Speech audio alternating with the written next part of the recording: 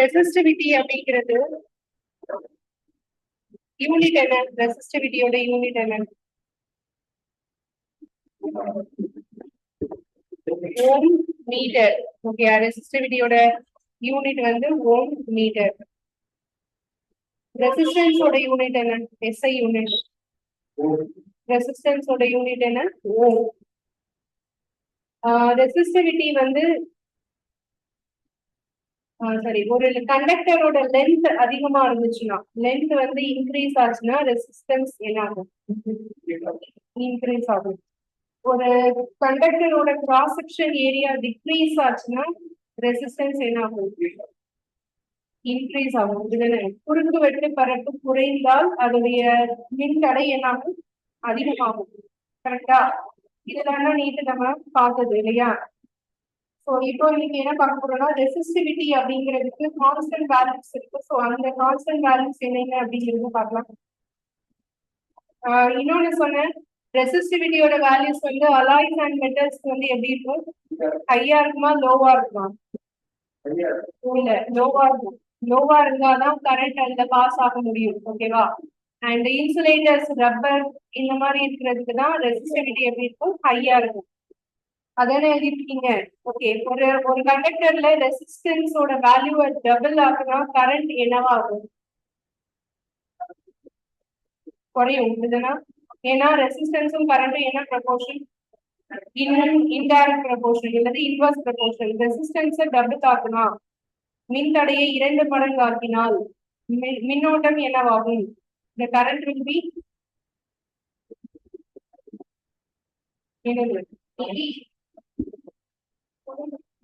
குறையும். அது எவ்வளவா குறையும் கேட்கிறேன்.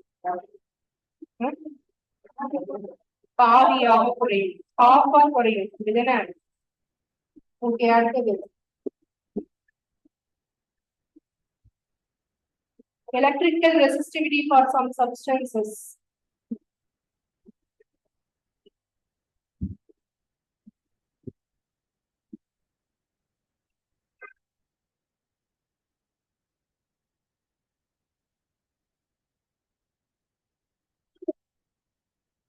அதோட கண்டினியூஷன் நம்ம பார்த்ததோட கண்டினியூஷன் எலக்ட்ரிக் கான்ஸ்டன்ட் வேல்யூஸ். இப்ப நான் எழுத போறது சரியா? மெட்டீரியல், அதுக்கப்புறம் அதோடைய ரெசிஸ்டிவிட்டியோட வேல்யூ.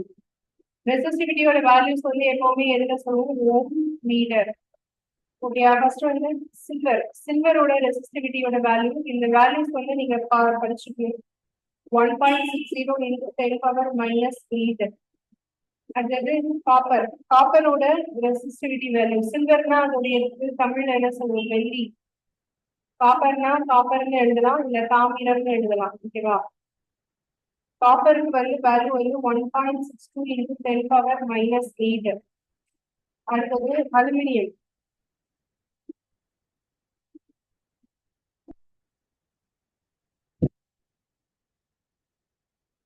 அலுமினியமோட வேல்யூ வந்து 2.63 into 10 power minus 8. அடுத்தது டங்ஸ்டன்.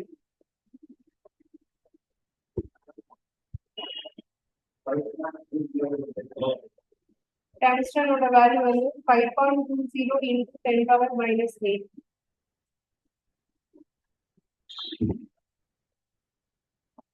அடுத்தது அயான், இரும்பு.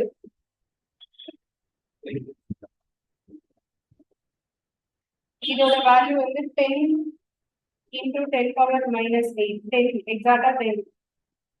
ஓகே, நெக்ஸ்ட் வந்து மெர்குரி.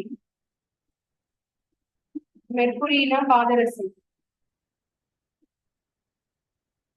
இதோட வேல்யூ வந்து 94.0 into 10 power minus 8. இது எல்லாமே யூனிட் மேல காமனா எழுதிட்டு வரதுனால நம்ம எழுதல. எல்லாமே கான்ஸ்டன்ட் வேல்யூஸ். இது எதுக்காக இதை கொடுக்குறேன்னா, உங்களுக்கு வந்து ஒருவேளை 4 ஆப்ஷன் கொடுத்துட்டு which of the following is have highest electrical resistivity, கீழ்கண்டவற்றில் எது அதிக மின்தடையின் மதிப்பை கொண்டுள்ளது அப்படின்னு கேட்கலாம். அப்போ உங்களுக்கு வந்து எது கம்மியா இருக்கு, எது அதிகமா இருக்கு அப்படிங்கிறது தெரிஞ்சா அந்த கொஸ்டினுக்கான ஆன்சர் போட்டுடலாம் இல்லையா? ஸோ இப்போ இருக்கிறதுலே நான் எழுதிக்கிறதுலே கம்மியா இருக்கிறது எது? சில்வர். சில்வருக்கு அப்புறம் தான் காப்பர். ஓகேயா? சில்வர் தான் ஃபர்ஸ்ட் 1.60, அப்புறம் காப்பர் வருது, அப்புறம் என்ன வருது? அலுமினியம், அப்புறம் டங்ஸ்டன், அப்புறம் இரும்பு, அப்புறம் தான் மெர்குரி. நான் எழுதியிருக்கிற உலோகத்திலே மிக அதிகமா இருக்கிற வேல்யூ எதுக்குதான்? மெர்குரிக்கு தான் இருக்கு. ஓகேவா?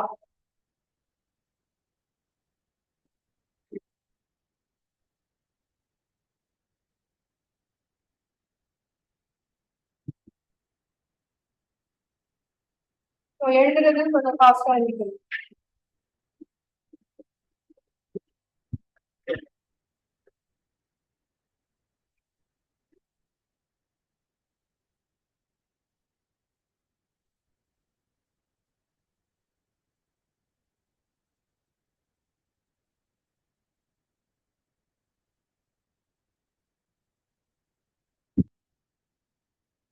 நம்ம எழுதியிருக்கிற எல்லாமே மெட்டல்ஸ், உலோகங்கள். சரியா?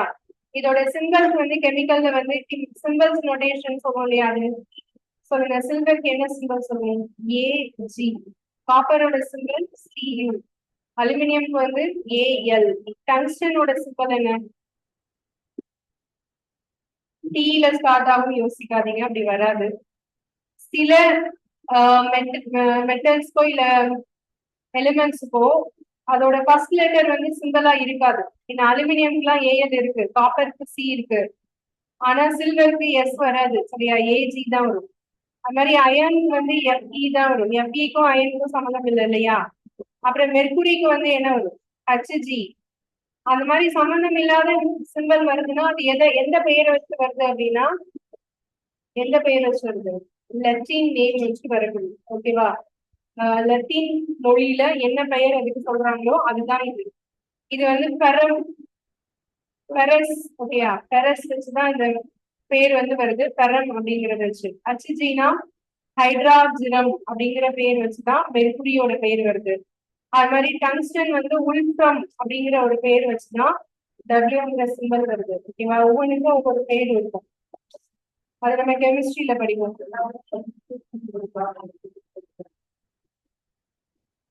அப்ப வந்து கண்டுபிடிச்ச எல்லா நேமும் வந்து பாத்தீங்கன்னா ஒண்ணு லத்தீன் நேமா இருக்கும், இல்ல கிரீக் நேமா இருக்கும், வேற என்னவா இருக்கும்? மோஸ்ட்லி இந்த ரெண்டு தான் அதிகமா இருக்கும். சரியா? ஏன்னா அப்ப கண்டுபிடிச்சவங்கல வந்து சயின்டிஸ்ட் மோஸ்ட்லி இந்த ரெண்டு லாங்குவேஜ்ல இருந்தவங்க தான், இந்த ரெண்டு கண்ட்ரில இருந்தவங்க தான் அதிகமா கண்டுபிடிச்சிருக்காங்க. ஆமா. சோ அதனால அவங்க கண்டுபிடிச்ச பேரையே நாமளும் அப்படி என்ன செய்யறோம்? ஃபாலோ பண்றோம். ஓகேவா? அதனால இந்த பேர் சொன்னோம்.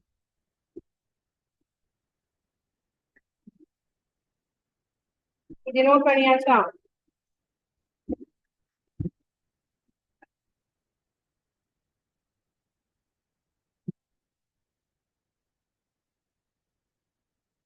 அடுத்தது போலாம். நெக்ஸ்ட்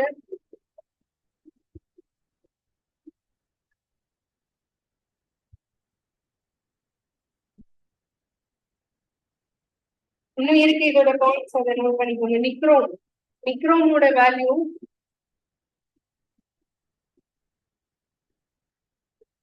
100. எக்ஸாக்டா 100 இன்டூ 10⁻⁻6. நிக்ரோம் அப்படின்னு சொல்றது எதெல்லாம் சேர்ந்த? இது ஒரு அலாய். நிக்ரோம் வந்து ஒரு alloy. Okay? Nichrome plus chromium. ஏற்கனவே எழுதுனதோட கண்டினியூஷன். ஆல்ரெடி சீரியல் நம்பர் எது எழுதிருக்கோம்? இது 7. ஓகேயா? அடுத்தது நிக்ரோம்ங்கிறது ரெண்டு மெட்டல் சேர்ந்த அலாய். ரெண்டு மெட்டல் சேர்ந்து மிக்ஸ் ஆனதுதான் அலாய் அப்படின்னு சொல்லுவோம். சோ உலோக கலவை. நிக்ரோம் என்பது ஒரு உலோக கலவை. சரியா? சோ இதுல வந்து ரெண்டு மெட்டல் சேர்ந்து இருக்கு, அதான் பிளஸ் போட்டிருக்கேன். Nickel plus chromium. எண்ணெய் வந்து நிக்கல், சிஎல் வந்து குரோமியம்.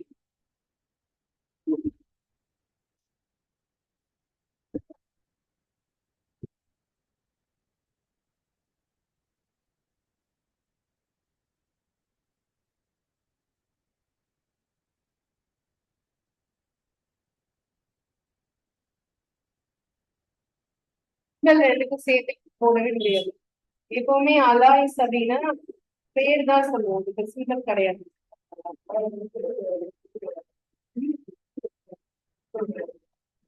அலாய்ங்கிறது ரெண்டோட மிக்சர், அதுக்கு சிம்பிள் கிடையாது, தனித்தனியா தான் சொல்ல முடியும். ஓகேவா? அடுத்தது கிளாஸ், கண்ணாடி. இதோட வேல்யூ வந்து 10 பவர் 10 to 10 பவர் 14, ரெண்டுமே பிளஸ். பவர்ல நான் எழுதிருக்கிறது ரெண்டுமே பிளஸ். ஏன் அது பிளஸ்ல வருது? ஏன்னா இது எல்லாமே இன்சுலேட்டர்ஸ். இன்சுலேட்டர்ஸ்க்கு ரெசிஸ்டிவிட்டி எப்படி இருக்கும்? அதிகமா இருக்கும். ஓகேவா?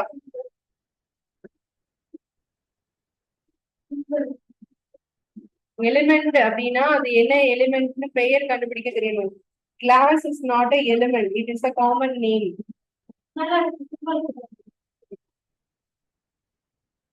Heart rubber. அடுத்தது வந்து ரப்பர். ரப்பரோட ரெசிஸ்டிவிட்டி வேல்யூ வந்து 10 பவர் 13 to 10 பவர் பிளஸ் 14. அடுத்தது டைமண்ட், வைரம். வைரமோட சிம்பல் வந்து பாத்தீங்கன்னா 10 பவர் 12 to 10 பவர் 13. ஸோ இது வந்து டைமண்டுக்கு. ஓகேவா?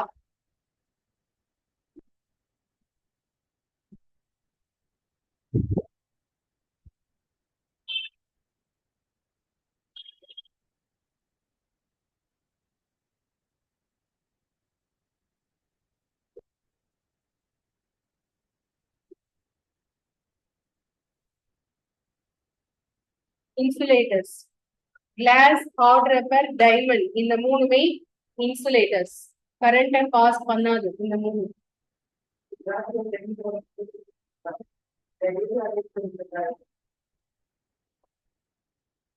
இருக்குதுலே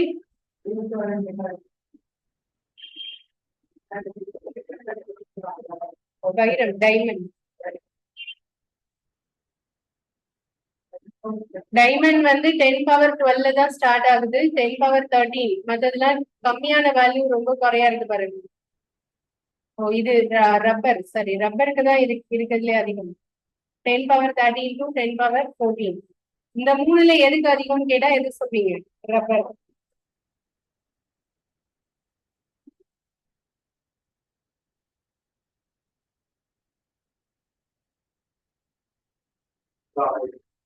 டைமண்ட் அலாயான்னு கேக்குறீங்களா? டைமண்ட் வந்து நான் மெட்டல். சரியா?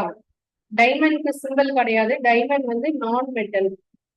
இது என்ன சொல்லுவோம் அப்படின்னா அலோகம். தமிழ்ல வந்து அலோகம்னு சொல்லுவோம்.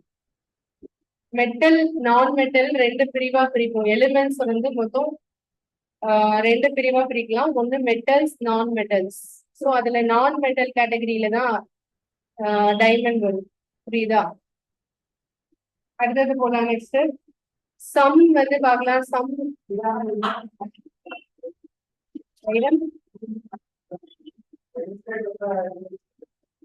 காஸ்ட் அதிகம், ஸோ அதனால நிறைய இடத்துல யூஸ் பண்ணுவோம்.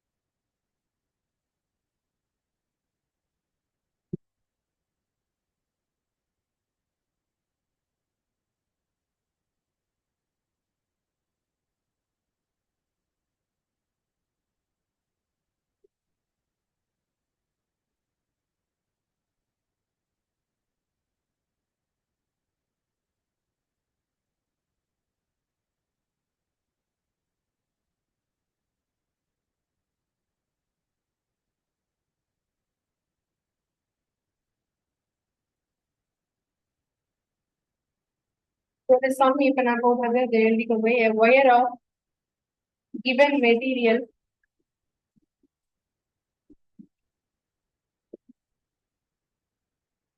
having length L and area of cross section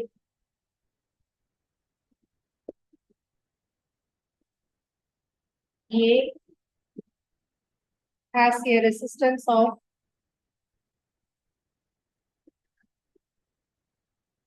4 ohm.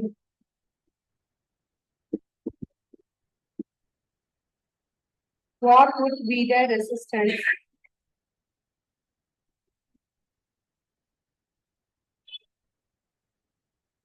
of another wire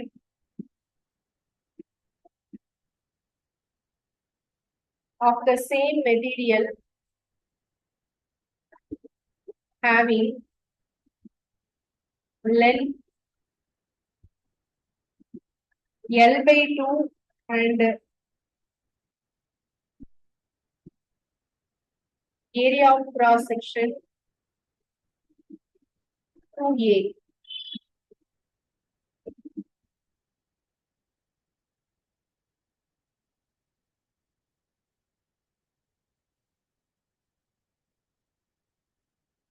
ஒரு மின்னோட்டம் செல்லும் கடத்தியின் நீளம்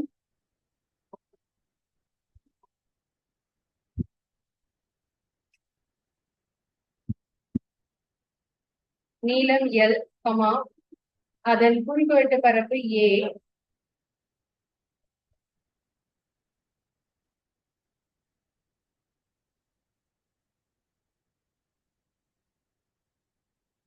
அந்த கடத்தியின் மின்தடை 4 ஓம்.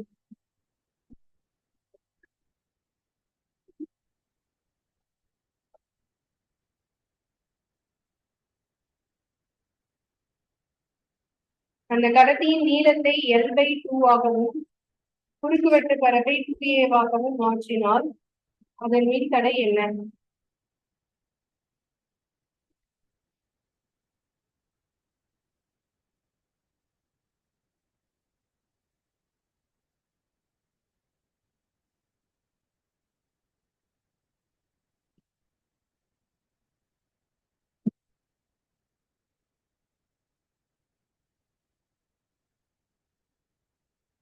குறுக்குவெட்டு பரப்பை 2A ஆகவும் மாற்றினால்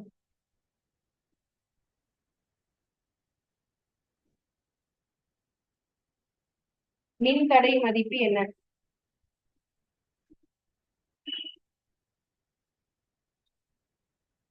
இதுக்கு என்ன ஃபார்முலா யூஸ் பண்ணுவீங்க? நம்ம படிச்சதுல என்ன ஃபார்முலா யூஸ் பண்ணுவீங்க?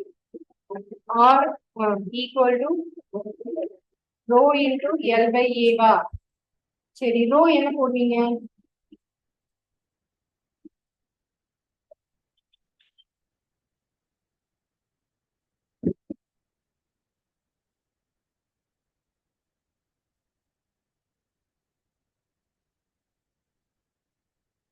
ரோ என்னப்பா போடுவீங்க?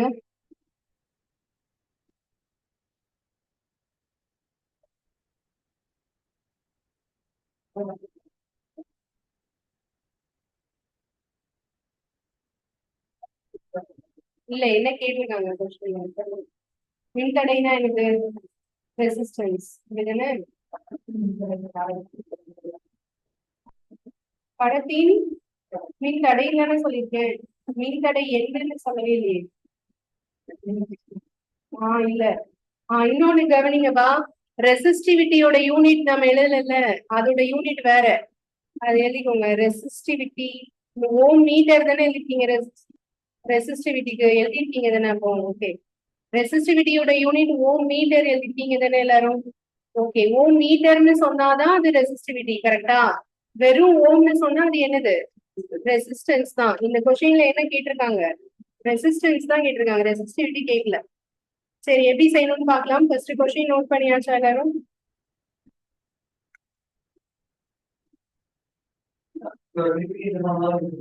ஆமா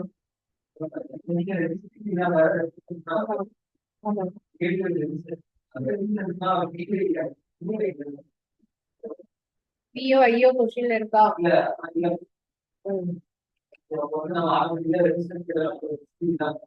நமக்கு கொடுத்திருக்கிறது என்ன? எல்லும் ஏயும். எல்லும் ஏயும் இருக்கிற ஒரே ஃபார்முலா இது இதானே.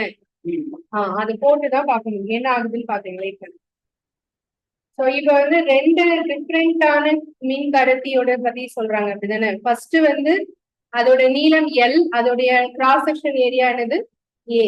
ரெண்டாவதா இன்னொரு கண்டக்டர், அதோட லென்த் வந்து எல் பை 2, அதோட கிராஸ் செக்ஷன் ஏரியா என்ன 2A, அப்படிதானே. அப்ப ரெண்டு டிஃப்ரெண்டான கடத்தி இருக்கு அப்படின்னு தானே அர்த்தம், கண்டக்டர்ஸ்.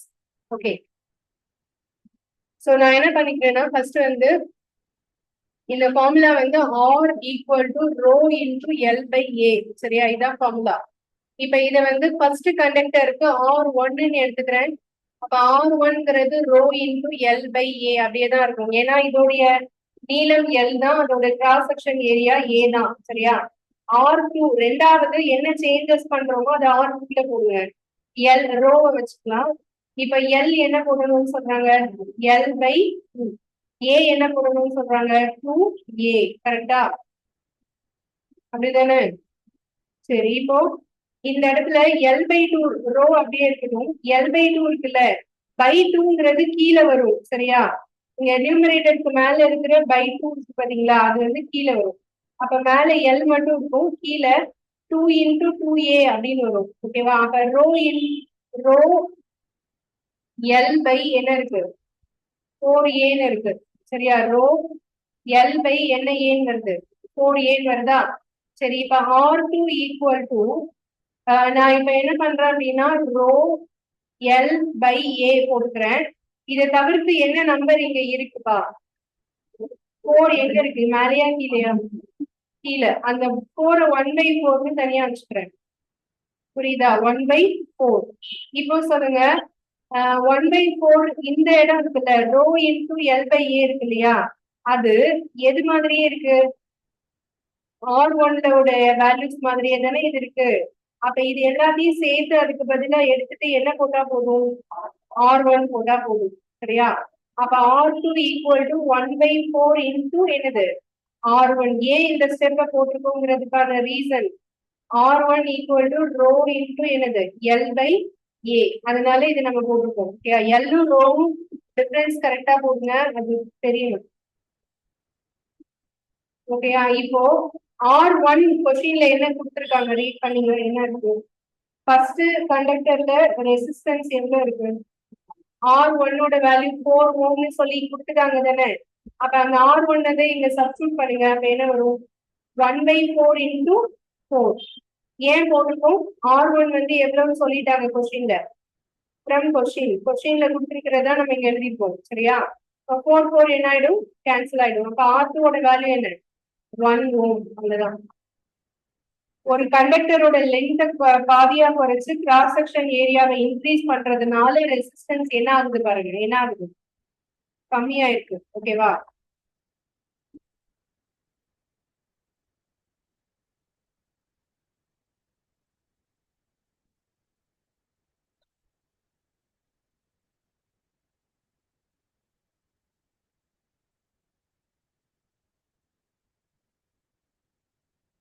இது எல்லாருக்கும் புரிஞ்சுச்சா, இல்ல யாருக்கா டவுட் இருக்கா?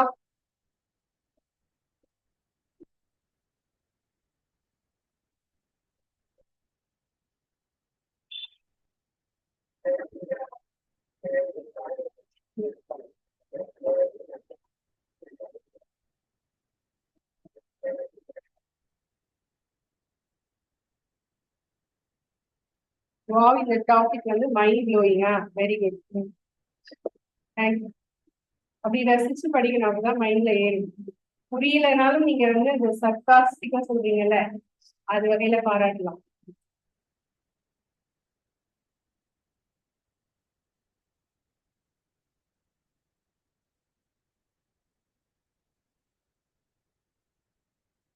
ஸோ இது எல்லாருக்கும் புரிஞ்சுதாப்பா, இப்ப நான் சொன்ன ஸ்டெப் புரிஞ்சுதா, இல்லை யாருக்காவது புரியாம இருந்தா கேளுங்க. அடுத்தது போலாமா, நெக்ஸ்ட்.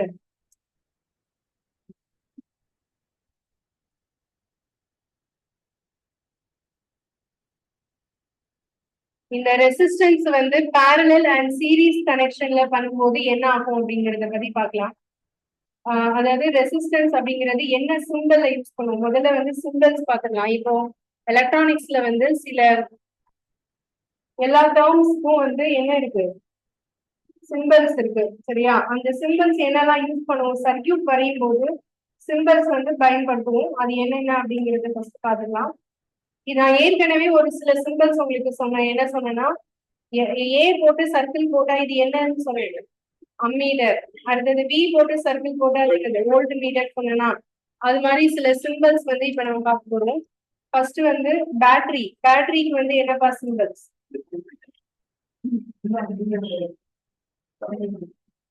அண்ட் எலக்ட்ரிக் செல். இப்ப நான் இது ரெண்டு விதமா சொல்றேன். எலக்ட்ரிக் செல்னா ஒரு லைன், ஒரு பெரிய லைன், ஒரு சின்ன லைன் பேரலா இருக்கும். சரியா? இதுதான் பேட்டரி. சரி, எலக்ட்ரிக் செல்லுங்கிறது இது பிளஸ், இது என்னது மைனஸ். ஓகேயா? இது மின்கலன் அப்படின்னு சொல்லுவோம் தமிழ்ல. இப்ப இத பேட்டரி அப்படின்னு சொல்லும்போது மின்கல அடுக்கு அப்படின்னு சொல்லுவோம். அப்ப பேட்டரிக்கு இந்த மாதிரி ஒரு 2-3 கோடு சேர்த்து கொடுக்கணும். இப்படி போட்டுட்டு ஒரு பெரிய சிம்பிள் இந்த மாதிரி போடணும். ஸோ இப்படி இருந்துச்சுன்னா அது வந்து என்னது பேட்டரி, மின்கல அடுக்கு. ஓகேவா? ஸோ அதுக்கப்புறம் கீ. கீனா சாவி அப்படின்னு அர்த்தம். ஒரு சுவிட்ச் இருக்கும் இல்லையா, அதுதான் நம்ம சாவின்னு சொல்லுவோம். ஆஃப் பண்றதுக்கு ஆன் பண்றதுக்கு ஒரு பாயிண்ட் இருக்கும் இல்லையா, அதுதான் கீ அப்படின்னு சொல்லுவோம். அடுத்தது பிளக், கீ எது வேணா சொல்லிக்கலாம். நெக்ஸ்ட் வந்து ஒயர் ஜாயிண்ட். 2 ஒயர் ஜாயிண்ட் ஆகிற பாயிண்ட் ஜங்ஷன் மாதிரி இருந்துச்சுன்னா அது வந்து என்னன்னு சொல்லுவோம் அப்படின்னா ஒரு லைன் இப்படி இருக்கும், இது இப்படி இருக்கும். சரியா? இந்த மாதிரி இருந்தா அது ஜாயிண்ட்னு சொல்லுவோம், இணைப்பு.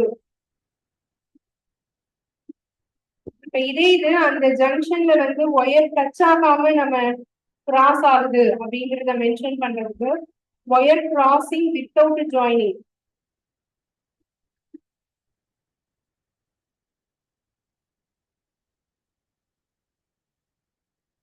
Okay, wire crossing without joining அப்படின்னா இந்த மாதிரி ஒரு லைன் போட்டு இப்படி போகணும். ஸோ இந்த ஆர்க் மாதிரி போடக்கூடியது என்ன இருக்கும், இந்த ஒயர்ல இது டச் ஆகாம பட் அது வழியா தான் போகுது அப்படிங்கிறத மென்ஷன் பண்றது. ஓகேவா?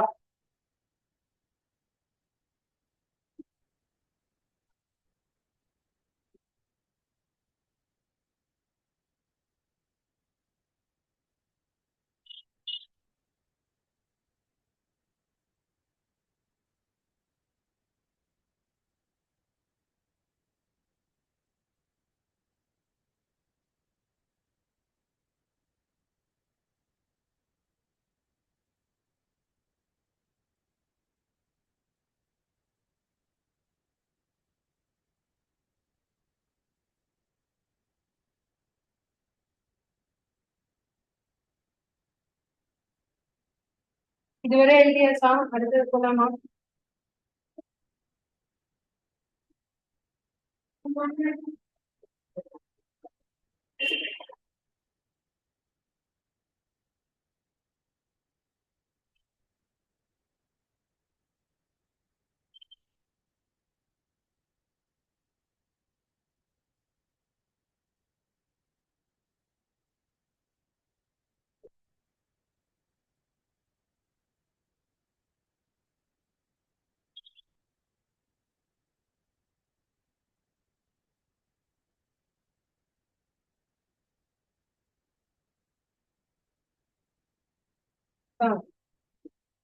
Electric bulb. எலக்ட்ரிக் பல்ப் அப்படிங்கிறது பாக்குறதுக்கு எப்படி சர்க்கியூட்ல வரைவோம் அப்படின்னா அந்த பல்போட சிம்பல் வந்து இந்த மாதிரி கொடுத்துருப்பாங்க. ஓகே, இந்த மாதிரி கொடுத்துருப்பாங்க. ஸோ இதுல வந்து இந்த மாதிரி லைன்ஸ் கூட போட்டுருப்பாங்க. இப்படி போட்டா ப்ளோ ஆகுதுன்னு அர்த்தம், அதாவது பல்ப் எரியுதுன்னு அர்த்தம். இல்லைன்னா பல்ப் ஆஃப் ஆயிருக்கு அப்படின்னு அர்த்தம். மின் விளக்கு.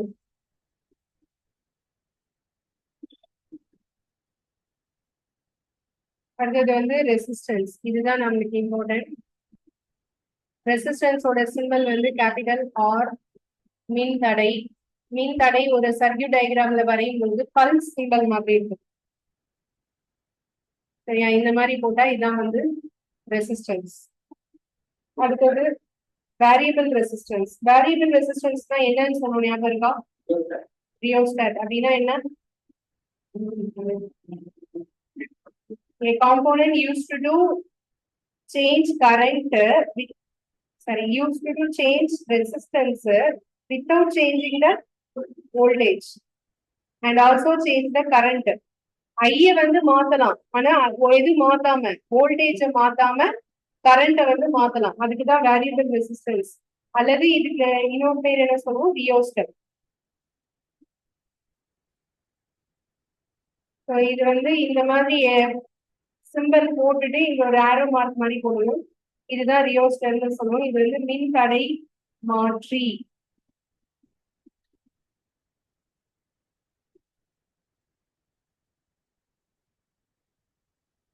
இந்த சிம்பிள் இப்படி கூட இருக்கலாம்ப்பா, இப்படி இருக்கலாம், அல்லது இந்த கிராஸ் இப்படி ஆர் ஆர் இதை இப்படி கூட போடலாம். எப்படின்னா இந்த மாதிரி ரெசிஸ்டன்ஸ் சிம்பல் போட்டுட்டு இப்படி ஆரோ மார்க் இப்படி போட்டாலும் அது ரியோஸ்டேட் தான். இந்த ஆரோ மார்க் வந்து கிராஸாவும் போடலாம், இல்ல இப்படியும் போடலாம். ரெண்டுமே ஒரே ரியோஸ்டேட் சிம்பல் தான். ஓகே, அடுத்தது அம்மீட்டர். இது ஏற்கனவே நான் சொல்லிட்டேன், இருந்தாலும் இது கூட சேர்த்து எழுதிக்கோங்க, ஏ. ஓகே, அடுத்தது வோல்ட் மீட்டர். வோல்ட் மீட்டர் வந்து வி. இதோட கேல்வனா மீட்டரும் சேர்த்து எழுதிக்கோங்க. கேல்வனா மீட்டர்னா அது என்ன வரும், ஜி. கேல்வனா மீட்டர் வந்து ஜி போட்டு ஒரு சர்க்கிள் போட்டு அது கேல்வனா மீட்டர். அது வந்து நீங்க தனியா எழுதக்கூடாது, இந்த மாதிரி கனெக்ஷன் மாதிரி லைன் போட்டு எழுதிக்கோங்க. ஒன்னு பிளஸ் டெர்மினலா இருக்கும், இன்னொன்னு மைனஸ் டெர்மினலா இருக்கும். ஸோ அது அப்படிதான் வந்து கனெக்ஷன் பண்ண முடியும். எல்லா எல்லா மீட்டர்லயும் ஒரு ஒரு டெர்மினல் பிளஸ் இருக்கும், ஒன்று மைனஸ் இருக்கும், சரியா? ஸோ அதுதான் நம்ம மென்ஷன் பண்ணிக்கணும் அதுல. இவ்வளவுதான் சிம்பிள்ஸ். இப்போ ரெசிஸ்டன்ஸ் வந்து பேரலல் கனெக்ஷன், சீரிஸ் கனெக்ஷன்ல இருந்தா எப்படி இதை வந்து நம்ம போடலாம் அப்படிங்கிறத பத்தி பார்க்க போறோம்.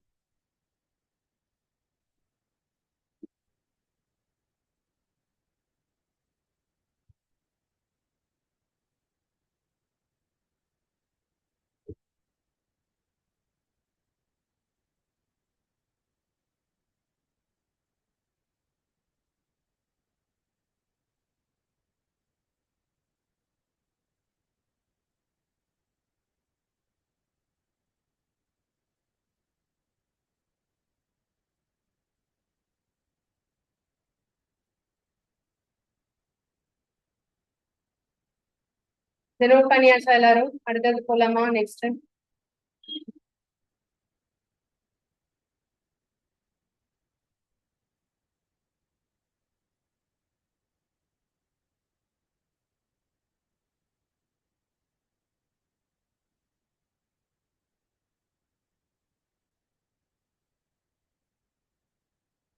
Resistance in series.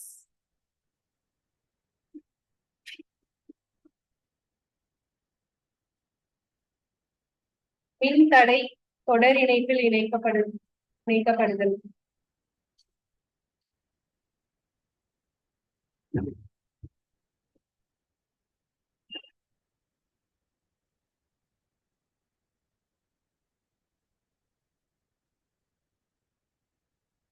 ரெசிஸ்டன்ஸ் வந்து சீரிஸ் கனெக்ஷன்ல இருக்கிறதுக்கு என்ன, சீரிஸ் கனெக்ஷனா முதல்ல என்னன்னு தெரியணும்.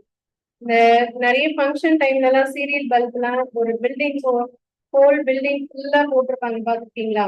அதுல வந்து ஏதாவது ஒரு பல்ப் வந்து கனெக்ஷன் கட் ஆச்சுன்னா ஒரு லைன் ரோ ஃபுல்லாவே என்ன இருக்காது, வெளிச்சம் தெரியாம இருக்கும். அதாவது எல்லாமே போயிருக்கும். ஓகேவா? அதான் சீரிஸ் கனெக்ஷன். அதாவது எப்படி இருக்குன்னா, ரெசிஸ்டன்ஸ் ஒரு ரெசிஸ்டன்ஸ் இங்க இருக்குன்னா அதுக்கு அடுத்த ரெசிஸ்டன்ஸ் கண்டினியூஸா இந்த மாதிரி கனெக்ட் ஆயிருக்கும். இது வந்து நம்ம ஒரு பேட்டரியில கனெக்ட் பண்ணிருக்கோம்னு வச்சுக்கோங்க, இந்த மாதிரி. ஓகேயா? இது வந்து என்ன சர்க்கியூட் டயக்ராம், சீரிஸ் கனெக்ஷன். ஒண்ணுக்கு அடுத்து ஒண்ணு அப்படியே கண்டினியூஸா இருந்தா அதான் சீரிஸ், தொடர் இணைப்பு அப்படின்னு சொல்றோம். சோ இதுல வந்து நம்ம என்ன கண்டுபிடிப்போம்னா எஃபெக்டிவ் ரெசிஸ்டன்ஸ், அதாவது டோட்டல் ரெசிஸ்டன்ஸ் அப்படிங்கிறது என்னவா இருக்கும். மூணு வேற வேற ரெசிஸ்டன்ஸ் வேல்யூஸ் இருக்கு இல்லையா, அது எல்லாத்தையும் சேர்த்து டோட்டல் பண்ணா அப்ப அதோட வேல்யூ வந்து எப்படி கண்டுபிடிக்கிறது அப்படிங்கறத நம்ம இதுல பார்க்க போறோம். மூணு வேற வேற ரெசிஸ்டன்ஸ் இருக்கு. ஓகேயா? இப்போ இதுல வந்து என்ன பண்ணணும்னா ஃபர்ஸ்ட் பி என்ன இருக்கும், ஆர் என்ன இருக்கும் அப்படிங்கறத ஓம்ஸ் லா மூலமா நம்ம இதை வந்து ஃபர்ஸ்ட் கண்டுபிடிக்கணும். கவனிங்க, இந்த இதுல வந்து மூணு இடம் இருக்கு, மூணு பாயிண்ட் இருக்கு. ஸோ இந்த மூணு பாயிண்ட்ல வந்து பாத்தீங்கன்னா பி வந்து என்ன ஆகும், சேஞ்ச் ஆகுமா ஆகாதா, அல்லது ஐ சேஞ்ச் ஆகுமா ஆகாதா. இப்ப நல்லா கவனிங்க, வோல்ட் மீட்டர்னா ஒரு சர்க்கியூட்ல பிளஸ் டெர்மினல்ல ஒண்ணு மைனஸ் டெர்மினல்ல ஒண்ணு கனெக்ட் பண்ணி பார்த்தா வோல்டேஜ் எவ்வளவு இருக்கோ அதான் வோல்ட், சரியா? கரண்ட்னா நீங்க இந்த பிளஸ் தாண்டி இருக்கிற ஒயர்ல எந்த பாயிண்ட்ல வேணாலும் பார்க்கலாம் கரண்ட். பட் பிளஸ் டெர்மினோட எண்ட்லையும் மைனஸ் டெர்மினோட எண்ட்லையும் வச்சு பார்த்தா அதுக்கு பேர் தான் வோல்டேஜ். ஓகேவா? கரண்ட்ங்கிறது இந்த இடத்துல கூட வச்சு நீங்க அம்மீட்டர் வச்சு செக் பண்ணிக்கலாம். ஓகேவா? அம்மீட்டர் வந்து ஒரு இந்த இடத்துல ஒரு கனெக்ஷன், இதுல ஒரு கனெக்ஷன் வச்சு செக் பண்ணலாம். அதான் கரண்ட். ரெண்டுக்குள்ள டிஃபரன்ஸ் புரியுதா? வோல்டேஜ் அப்படின்னா பொட்டன்ஷியல் டிஃபரன்ஸ். ஓகேவா? கரண்ட்ங்கிறது இதுல சர்க்யூட்ல எந்த இடத்துல வேணாலும் நீங்க செக் பண்றது. ஓகே, இப்போ பொட்டன்ஷியல் டிஃபரன்ஸ்னு சொல்லக்கூடியது என்ன? சார்ஜ மூவ் பண்ண வைக்கக்கூடிய ஒரு பிரஷர், அதுதான் பொட்டன்ஷியல் டிஃபரன்ஸ்ங்கிறது. ஓகேவா? இப்போ இந்த மூணு ரெசிஸ்டன்ஸ்லயும் வந்து பாத்தீங்கன்னா வியோட வேல்யூ இந்த இடத்துலயும் இந்த இடத்துலயும் நான் வியோட பாயிண்ட் வோல்ட் மீட்டரை வச்சு செக் பண்ணேன்னா இங்க வி வந்து வின்னு இருக்காது, ஒரு வேல்யூ காமிக்கும். அதுக்கப்புறம் R2ல கொண்டு போயிட்டு நான் வோல்ட் மீட்டரை செக் பண்ணா இங்க பார்த்த அதே வேல்யூ இருக்காது, இங்க வேற வேல்யூ இருக்கும். ஓ V2. ஓகே, அதுக்கப்புறம் R3ல கொண்டு பார்த்தோம்னா இதுல என்ன இருக்கு? V3. அப்போ across the terminals of resistance, மின் தடைக்கு முனைகளுக்கு இடையே ஒவ்வொரு முறையும் எது மாறுது? வோல்டேஜ் வந்து மாறுது. சரியா? சோ அப்போ V1 V2 V3 அப்படி சேஞ்ச் ஆகுது. ஆனா I வந்து எந்த சேஞ்சஸும் நடக்காது. I வந்து எப்பவுமே என்னவாதான் இருக்கும்? கான்ஸ்டன்டா இருக்கும் இந்த சர்க்யூட் ஃபுல்லாவே. ஓகேவா? அப்ப ஓம்ஸ் லால நாம வந்து ஒரு இது படிச்சிருக்கோம். என்ன படிச்சிருக்கோம்னா V ஈக்குவல் டு என்ன படிச்சிருக்கோம் சொல்லுங்க? I R அப்படின்னு படிச்சிருக்கோமா? சரி, அப்ப இதுல ஃபர்ஸ்ட் V1 இருக்குல்ல, அப்ப V1 ஈக்குவல் டு இதுல என்ன போடுவீங்க சொல்லுங்க? I ஒன்னு இல்ல, எல்லாமே I சேம் தானே. I R1 இது இந்த இடத்துக்கு மட்டும் போட்டோம்னா இது V1 I R1. சரி, அடுத்தது V2 என்ன வரும் சொல்லுங்க? I சேம் தான், பட் R2. அடுத்தது V3 என்ன வரும்? I R3. ஓகேயா? இப்ப இது எல்லாத்தையும் ஆட் பண்ணும். காமனா Vன்னு எடுத்துக்கிட்டோம்னா இந்த மூணு வோல்டேஜையும் ஆட் பண்ணி வர்றது தானே. சோ அப்ப இது எல்லாத்தையும் கூட்டுனா என்ன ஆகுதுன்னு பாருங்க. V ஈக்குவல் டு V1க்கு பதிலா என்ன போடணும்? I R1 இங்க எழுதிருக்கோம்ல, அது அப்படியே இங்க எழுதுறேன். பிளஸ் V2க்கு பதிலா என்ன போடணும்? I R2. அடுத்தது V3க்கு பதிலா I R3. இதுல எல்லாத்தையும் எது காமனா எடுத்துடலாம்? I காமனா எடுத்தா இங்க என்ன இருக்கும்? R1 plus R2 plus R3. ஓகேயா? இங்க வந்து V இருக்கு, இங்க V இருக்கு. ஓகே, சோ இங்க V இங்க I இருக்கு. இது வரைக்கும் நோட் பண்ணிக்கோங்க.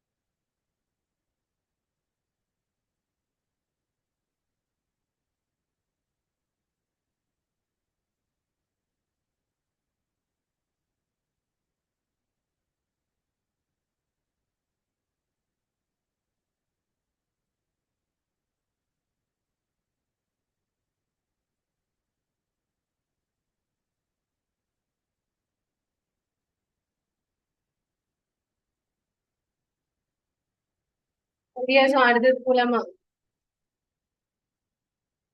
இப்ப இதுல தான் நீங்க இதுக்கு அடுத்த ஸ்டெப் இங்க எழுதுறேன். V இருக்கு இல்லையா? V is equal to I R1 plus R2 plus R3 இருக்கா?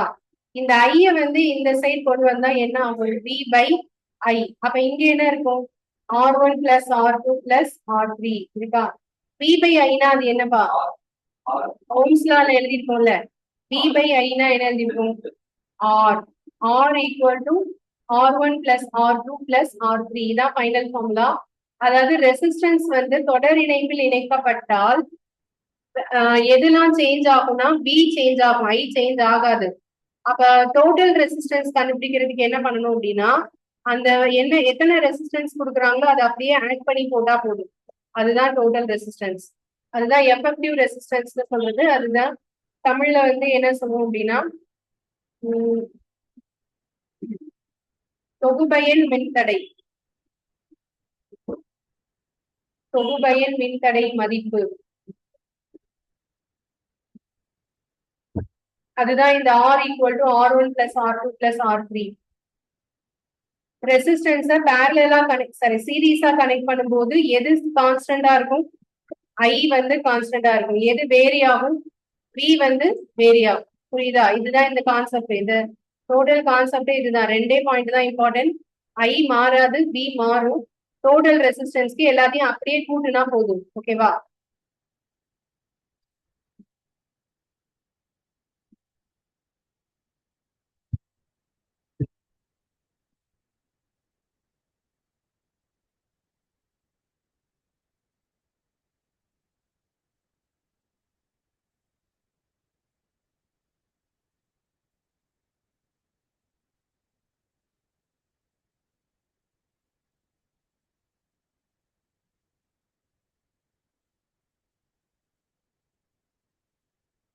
அடுத்த பாயிண்ட் போலாமா? நெக்ஸ்ட் ரெசிஸ்டன்ஸ் இன் parallel கனெக்ஷன்.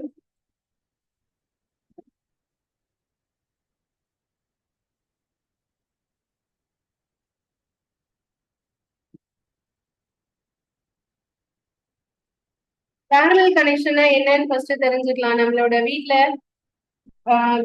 எலக்ட்ரானிக் எக்யூப்மெண்ட்ஸ் ஒவ்வொன்றுக்கும் கனெக்ஷன் கொடுக்கறது என்ன கனெக்ஷன்ல தான் கொடுக்கும்?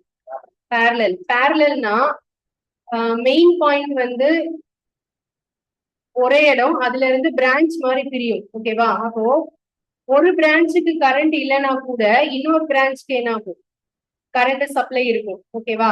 ஸோ சம்டைம்ஸ் நம்ம வீட்ல வந்து ஒரு ரூம்ல கரண்ட் இல்லைன்னா கூட இன்னொரு ரூம்ல கரண்ட் இருக்கலாம். அந்த ஃபேஸ் இருக்குன்னு சொல்லுவாங்கல்ல, ஃபேஸ் வியூஸ் வேற, அது வேற. ஓகே. ஸோ 2 ஃபேஸ் 3 ஃபேஸ் அந்த மாதிரி சொல்லுவோம் இல்லையா? அந்த மாதிரி இருக்கிறப்போ உங்களுக்கு ஒரு இதுல மட்டும் கரண்ட் இருந்து இன்னொரு இதுல கரண்ட் இல்லாம இருக்கும் இல்லையா? அதுதான் parallel கனெக்ஷன். நம்ம பொதுவா இந்தியால எல்லா வீட்டுக்கும் கொடுக்குற டொமஸ்டிக் கனெக்ஷன் வந்து என்ன கனெக்ஷன் தான்? parallel கனெக்ஷன் தான். சீரீஸ் கனெக்ஷன் கிடையாது. ஓகேவா? இப்ப parallel கனெக்ஷனோட டயக்ராம் எப்படி இருக்கும் அப்படிங்கறத பார்க்கலாம்.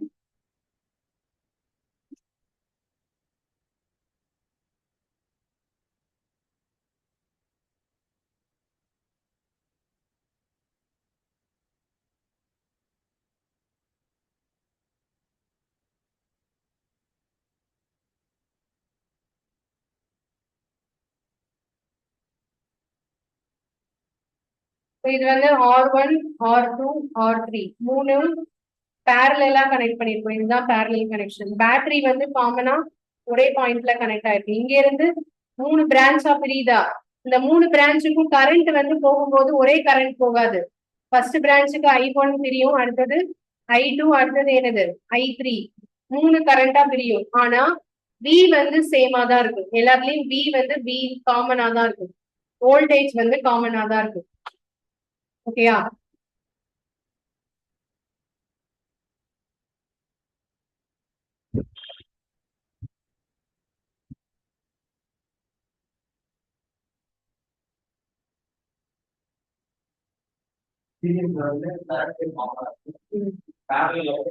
வோல்ட் காமனா இருக்கும்.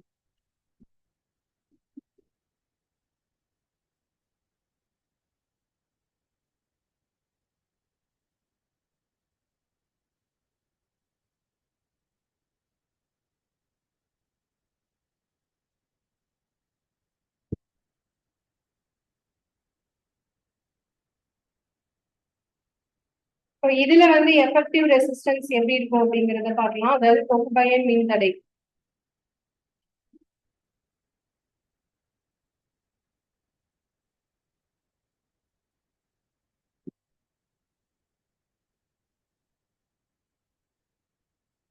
இதுல வந்து எது காமனா இருக்கும்னு சொல்லிட்டேன், V தானே. எது சேஞ்ச் ஆகும்? I தானே. சோ I வந்து ஓம்ஸ் லா படி I ஈக்குவல் டு என்ன எழுதுவோம் சொல்லுங்க. அதாவது ஓம்ஸ் லால V equal to IR, R equal to V by I, அப்புறம் I equal to V by R. இதானே எழுதிருக்கீங்க. அப்ப I ஈக்குவல் டு என்ன வரும்? V பை R தான் இங்க அப்ளை பண்ண போறோம். சரியா? சோ I ஆனா மாறுது தானே, ஒரு பிரான்ச்சுக்கும் மாறுது தானே. அப்ப I1 எப்படி எழுதுவோம்? V வந்து சேம் V தான் எழுதணும். V by R1. I2 அப்படின்னா V பை R2. I3 னா V பை R3. இப்ப இது எல்லாத்தையும் ஆட் பண்ணோம்னா அதான் டோட்டல் ஐ. அப்ப I equal to I1 plus I2 plus I3. அப்ப இதுல I1க்கு பதிலா என்ன போடணும்? V by R1, V by R2 plus V by R3. இதுல எது காமனா வெளியே எடுத்துடலாம்? V ஏ காமனா எடுத்துடலாம். அப்ப இங்க என்னெல்லாம் இருக்கும்? 1 by R1, 1 by R2, 1 by R3 இருக்கும். இதுக்கு அடுத்த ஸ்டெப்ல நெக்ஸ்ட் சொல்றேன், இதை நோட் பண்ணிக்கோங்க.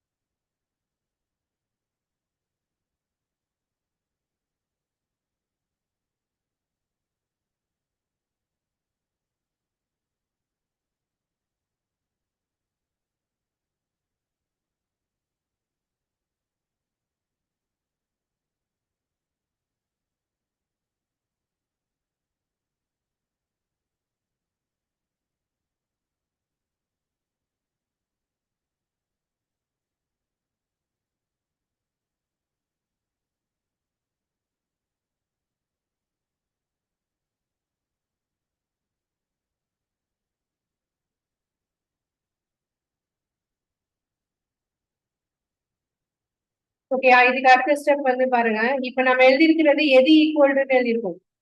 I equal to V into 1 by R1 plus 1 by R2 plus 1 by R3. அடுத்த ஸ்டெப்ல அந்த V வந்து நான் இந்த சைட் கொண்டு வரேன். அப்ப I by என்ன வரும்? V. அப்ப இங்க என்ன இருக்கும்? 1 by R1, 1 by R2 plus 1 by R3. இப்ப இந்த V, I by V னா என்ன பண்ணுவீங்க? இதுல ஏதாவது I by V ன்னு இருக்கா? இல்ல, V by I தான் இருக்கு. அப்ப இத மாத்தி போட்டா I by V ன்னு போட்டா இந்த சைடு என்ன ஆகும்? 1 by R ன்னு மாறும். புரியுதா? இத தலைகீழா போட்டோம்னா ஆரும் தலைகீழா போட்டா 1 by R ன்னு மாறும். அப்ப நான் I by V க்கு பதிலா என்ன போட போறேன்? 1 by R. சோ இதுதான் final formula. 1 by R plus 1 by R1, 1 by R3. So இதுதான் டோட்டல் ரெசிஸ்டன்ஸ் கண்டுபிடிக்கிறதுக்கான ஃபார்முலா. ரெசிஸ்டன்ஸ் வந்து parallel கனெக்ஷன்ல இருந்துச்சுன்னா நீங்க அதை அப்படியே ஆட் பண்ணக்கூடாது, அதோடைய தலைகீழி போட்டு ஆட் பண்ணணும், ரெசிப்ரோக்கல் போட்டு ஆட் பண்ணணும். ஓகேவா? இதுதான். இப்ப இதை பேஸ் பண்ணி கொஸ்டின்ஸ் சம்ஸ் பார்க்க போறோம்.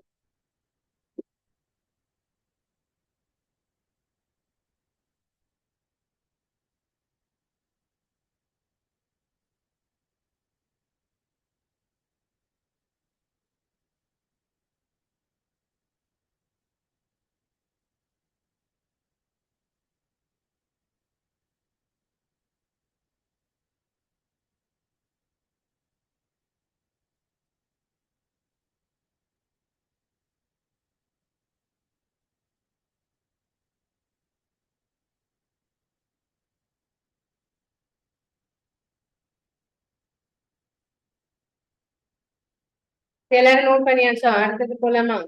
நெக்ஸ்ட் வந்து ஒரு சம் எழுதிக்கோங்க. Question 5 ohm, 10 ohm, 15 ohm resistance are connected in series, parallel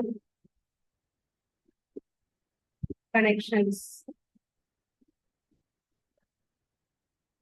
Find the effective resistance in both cases.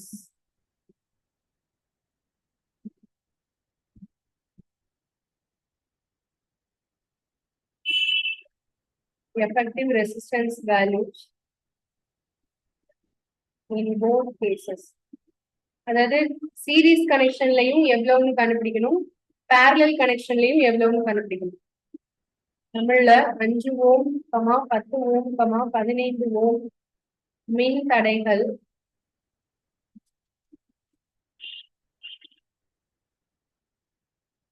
தொடர் இணைப்பு, பக்க இணைப்பில் இணைக்கப்பட்டுள்ளது.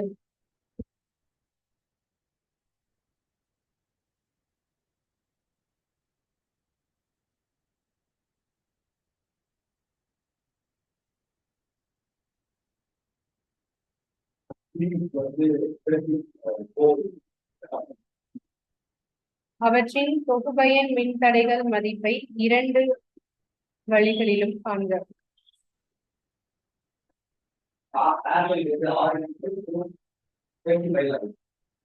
வெயிட் பண்ணுங்க.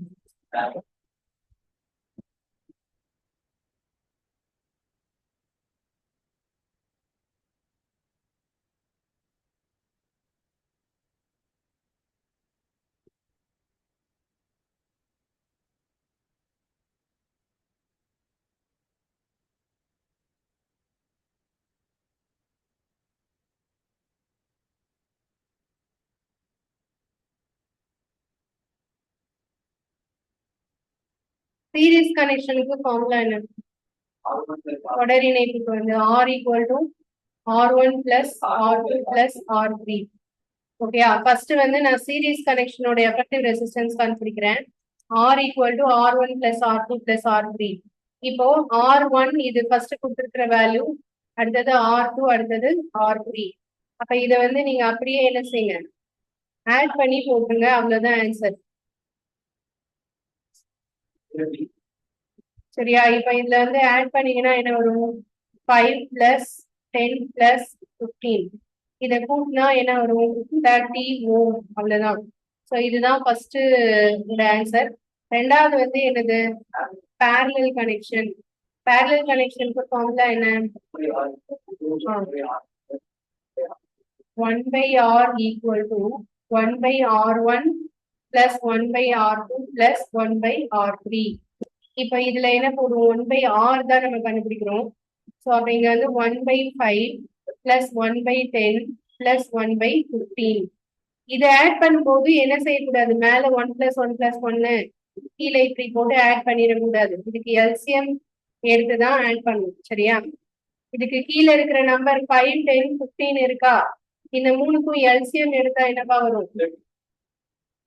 5, 10, 15. இதை 5ஆல டிவைட் பண்ற 1, 2, 3. இது எல்லாத்தையும் பெருக்குனா 30 வருதா? ஸோ 30 தான் எல்சிஎம். அப்ப காமனா கீழே 30 போட்டுட்டு, இதை தெரியாதவங்க நான் செய்யறப்ப கவனிச்சுக்கோங்க, அப்படி இல்லைன்னா புரியாது. 30 கீழே போட்டிருக்கேன் காமனா.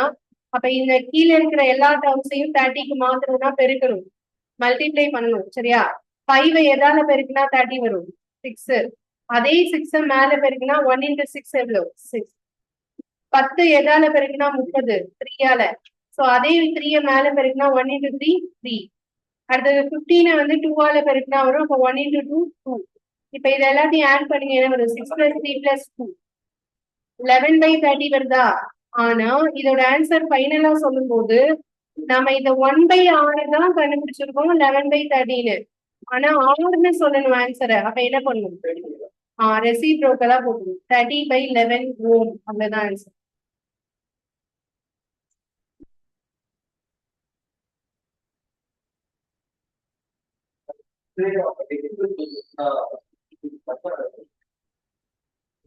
கஷ்டமெல்லாம் இருக்குது. டெசிமல்ல இருந்ததுன்னா எது சொல்றீங்க? டெசிமல் எல்லாம் வராதுப்பா, அவ்வளவு எல்லாம் கேட்க முடியும்.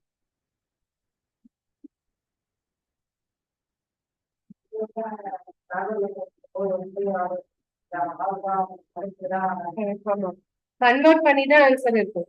1 by R ஆன்சர் இருக்காது ஆப்ஷன்ல. ஓகேவா? 1 by Rன்னு நீங்க கண்டுபிடிக்கிறத கடைசி ஸ்டெப்பை என்ன மறந்துடக்கூடாது, தலைகீழா போடுறதுக்கு மறந்துடாதீங்க. ஓகேவா? இந்த கொஸ்டின் நிறைய எக்ஸாம்ல கண்டிப்பா ஒரு கேள்வி வரும், இதுல எந்த டவுட்டும் இல்லை. டயக்ராம் வச்சு கூட வரும். ஸோ அதனால இது ரொம்ப ரொம்ப இம்பார்ட்டன்ட். இது நல்லா பார்த்துக்கோங்க. ஒண்ணுமே இல்லை, வெறும் ஒரு சீரீஸ்னா அப்படியே கூட்டி போட்டோம், பேரலா எல்சிஎம் எடுத்து ஆட் பண்ணணும், அவ்வளவுதான்.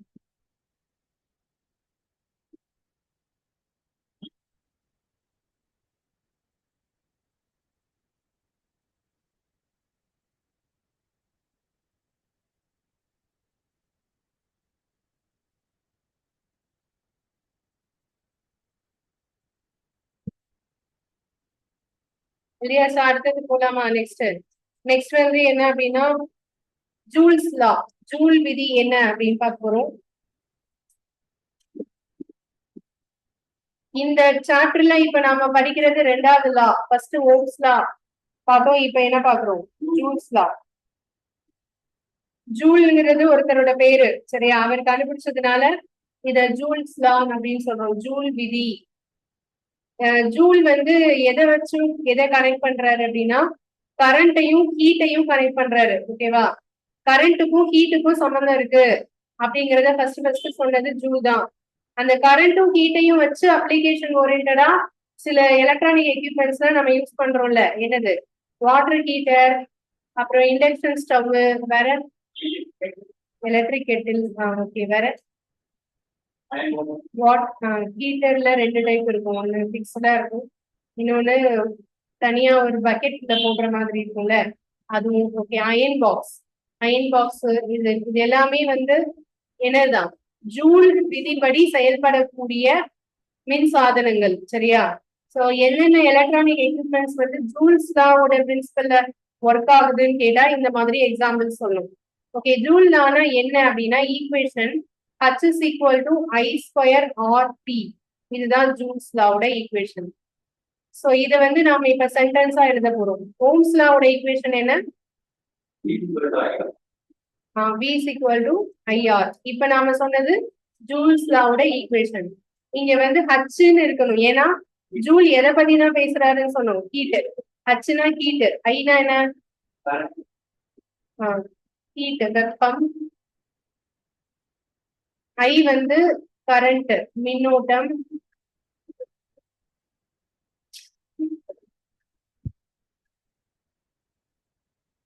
ஆர் வந்து ரெசிஸ்டன்ஸ், மின் தடை.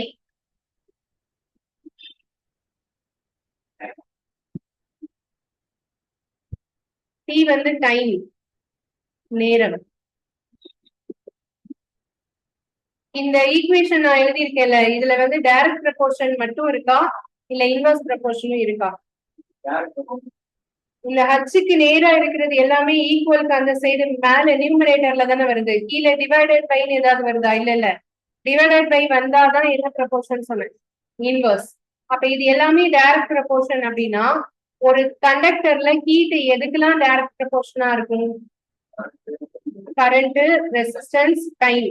அதாவது கரண்ட் அதிகமான ஹீட் அதிகமாகும், ரெசிஸ்டன்ஸ் அதிகமான ஹீட் அதிகமாகும், டைம் அதிகமானாலும் ஹீட் அதிகமாகும். ஸோ இந்த மூணு பேஸ் பண்ணி தான் ஹீட் வந்து நமக்கு ரிலேட் ஆகுது. ஸோ இதோட சென்டென்ஸ் நோட் பண்ணிக்கோங்க. Heat produced in a circuit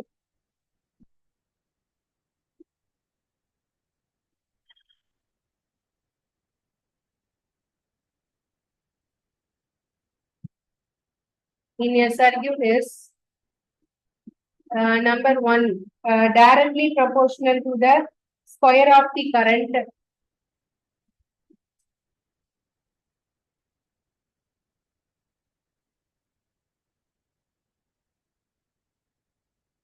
Directly proportional to the square of current. Number two, directly proportional to the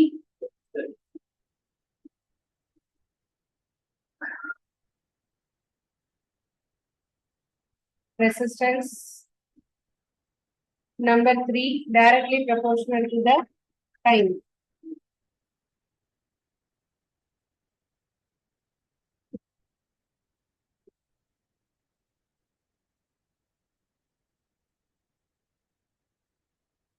Time for which the current flows through it. Time for current எவ்வளவு நேரம் pass ஆகுதோ அந்த time.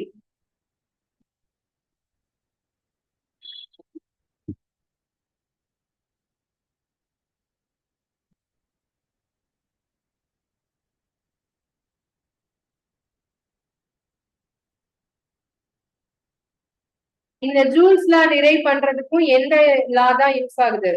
Ohm's law தான். Ohms லால இருந்து தான் joules லாவே கொண்டு வரும். ஓகேவா?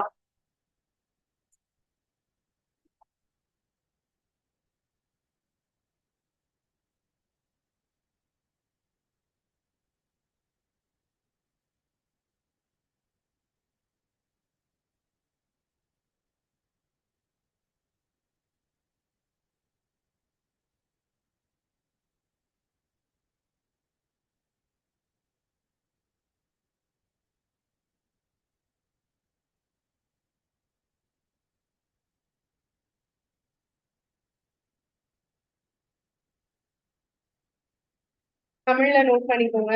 ஒரு மின் கடத்தியில் உருவாகும் வெப்பமானது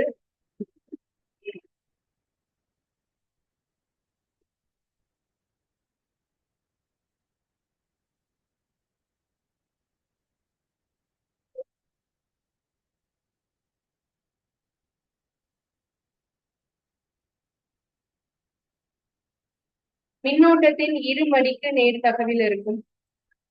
இருமடினா தமிழ்ல ஸ்கொயர்னு இருக்கும்.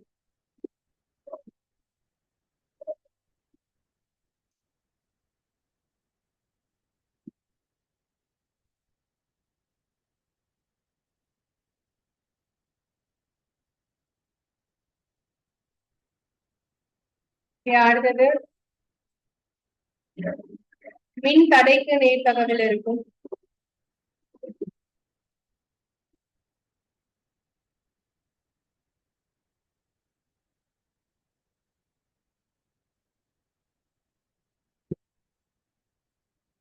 அடுத்தது மின்னோட்டம் செல்லும் நேரத்திற்கு நேர்த்தகவில் இருக்கும்.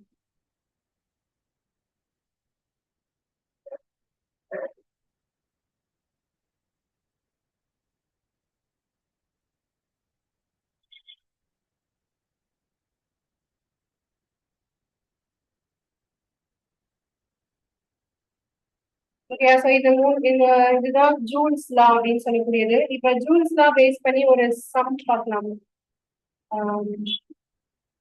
Problem.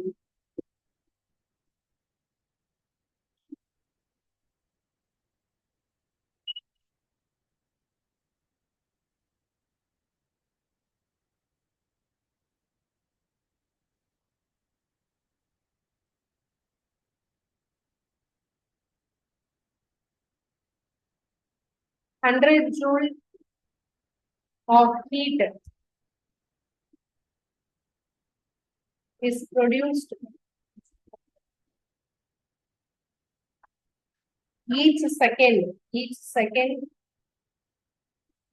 in a 4 ohm resistance. And the heat produce ஆகுறது ரெசிஸ்டன்ஸ்ல ப்ரொடியூஸ் ஆகுதுன்னு சொல்றாங்க.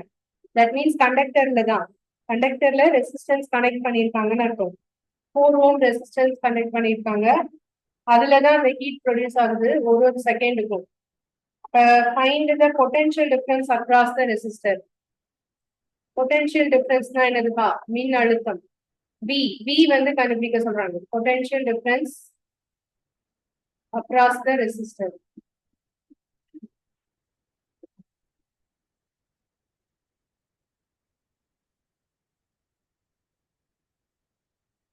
ஒரு மின் கடத்தியில்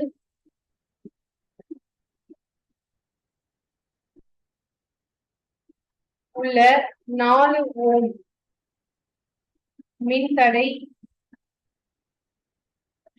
மின்தடையில் ஒவ்வொரு வினாடியும்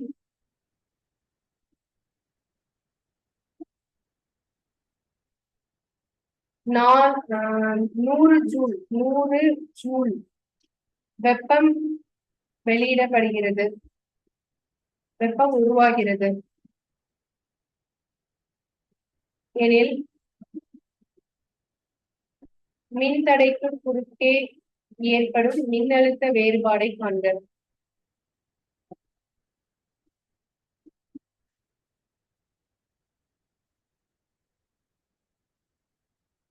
மின்தடைக்கு குறுக்கே உருவாகும் மின் அழுத்த வேறுபாடை காண்க.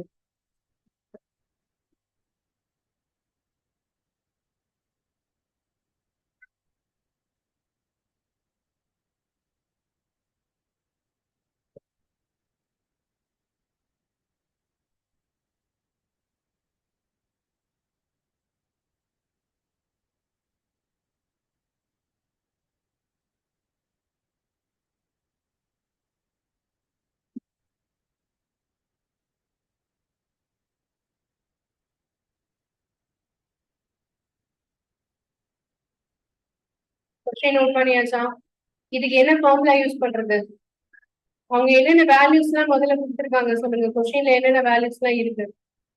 100 ஜேனா அது வந்து ஜூல் தானே. ஹச்சோட வேல்யூ கொஸ்டின்ல இருக்கு 100 ஜே.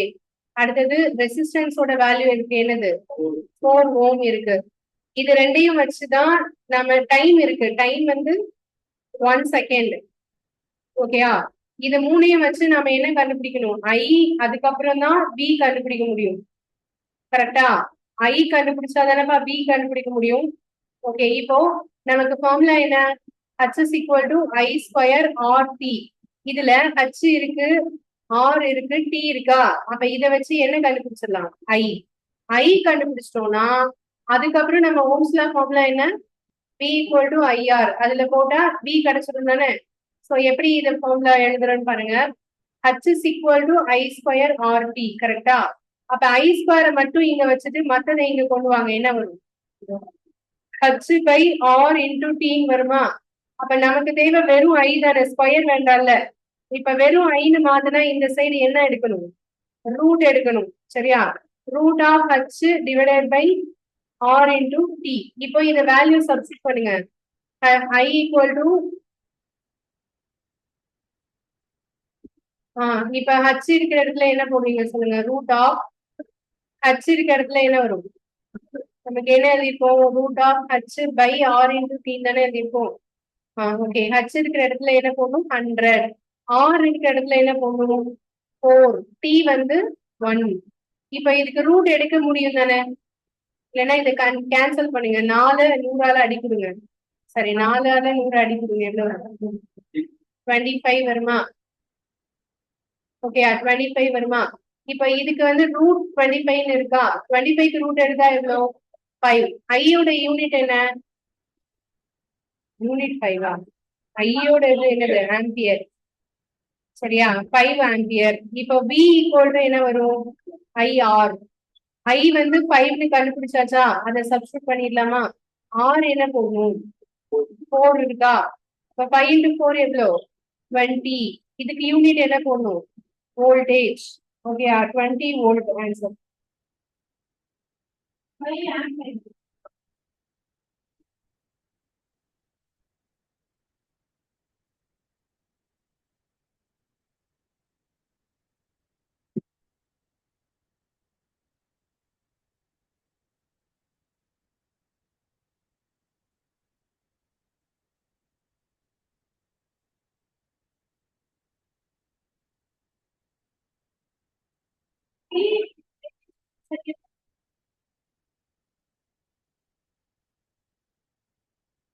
கொஸ்டின்ல ஈச் செகண்ட்னு சொல்லிருக்காங்க இல்லையா? அதனால t வந்து 1 செகண்ட்.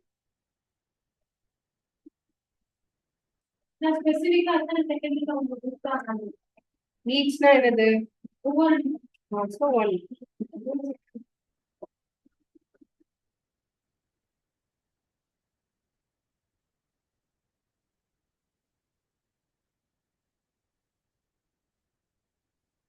நோட் பண்ணியாச்சா? அடுத்தது போலாமா?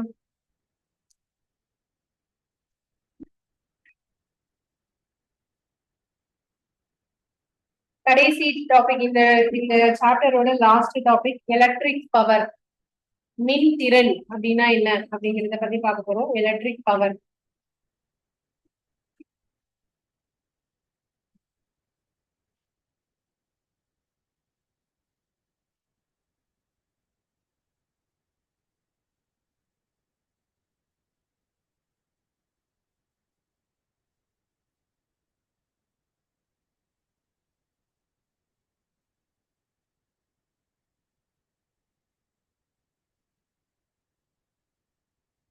மின் திறன் அப்படிங்கிறதுக்கான equation P equal to VI. So இதுதான் பவர்னா P. P equal to V into I. சரியா? ஸோ இதுதான் P ஓட வேல்யூ. இதை வேற எப்படி சொல்லலாம் அப்படின்னா P is equal to I square R அப்படின்னு சொல்லலாம். அல்லது P equal to V square by R அப்படின்னு சொல்லலாம். மொத்தம் 3 ஈக்குவேஷன் பவருக்கு. இந்த 3ல எது சொன்னாலும் அது பவர் தான் மீன் பண்ணும்.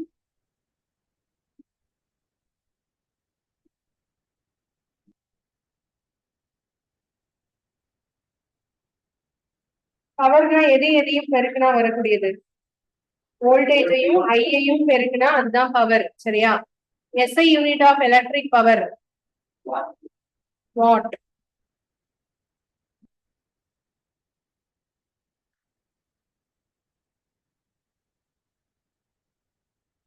வாட். வாட்டோட சிம்பல் வந்து W சிம்பல் கேபிட்டல்.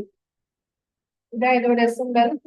அப்போ 1 வாட் ஈக்குவல் டு என்ன எழுதணும்னா 1 வோல்ட் இன்டு 1 ஆம்பியர். ஓகேவா, இதான் 1 வாட்.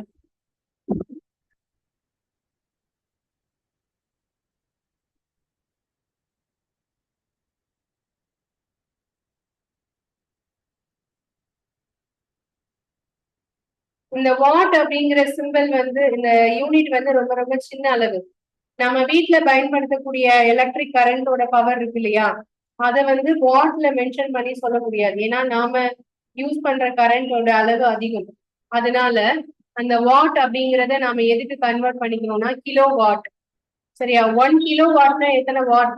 1000 வாட். 1 kW அப்படின்னா 1 கிலோ வாட்னு அர்த்தம்.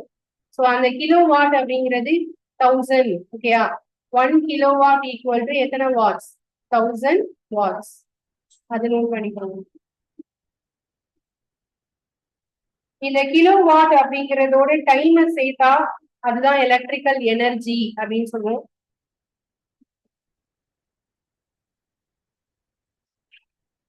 Product of power and time.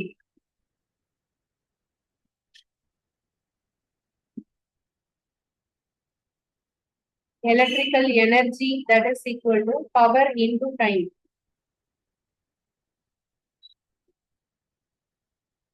மின் ஆற்றல். மின் ஆற்றல் என்பது திறனையும் டைமையும் பெருக்கிறது. மின் திறன் இன்டு நேரம்.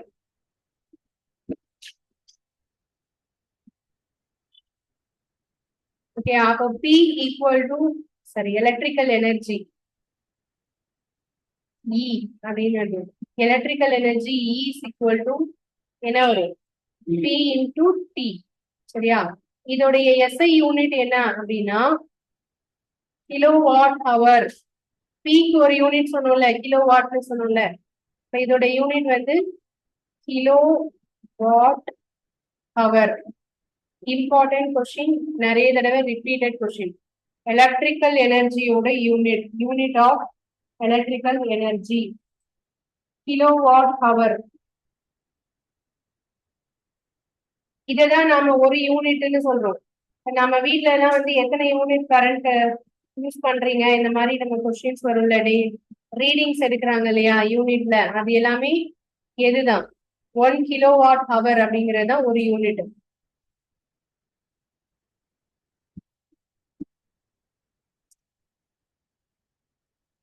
மின் ஆற்றலின் அளவு kilowatt money.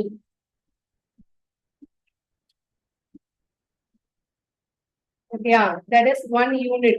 1 unit equal to 1 kilowatt hour. 1 kilo. K na kilo, W na watt, H na hours.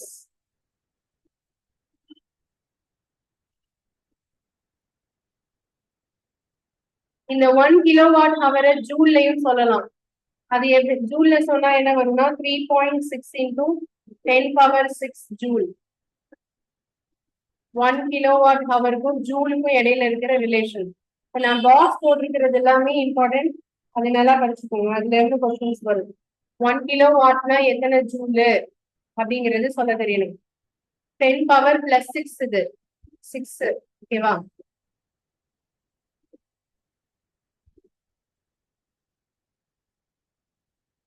இப்ப உங்களுக்கு இப்படியும் கொஸ்டின்ஸ் வரலாம். Commercial unit of electrical energy. Commercial யூனிட்னா என்னது? வணிகத்திற்காக பயன்படுத்தக்கூடியது. ஓகேவா, commercial unit of electrical energy அப்படின்னு சொன்னா அதேதான் kilowatt hour. Kilowatt hour. Okay, அதுதான் commercial unit of electrical energy. மின் ஆற்றலின் வணிகவியல் அலகுன்னு கேட்டாலும் அதுதான்.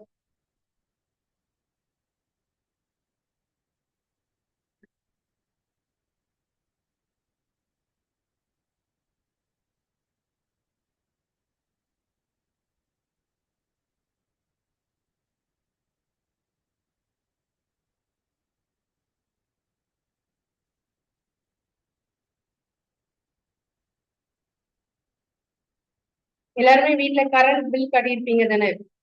அதுல வந்து எவ்வளவு யூனிட்ஸ் ஓடி இருக்குன்னு கண்டுபிடிக்க தெரியுமா? எல்லாருக்கும் ரீடிங்ஸ் பார்க்க தெரியுமா?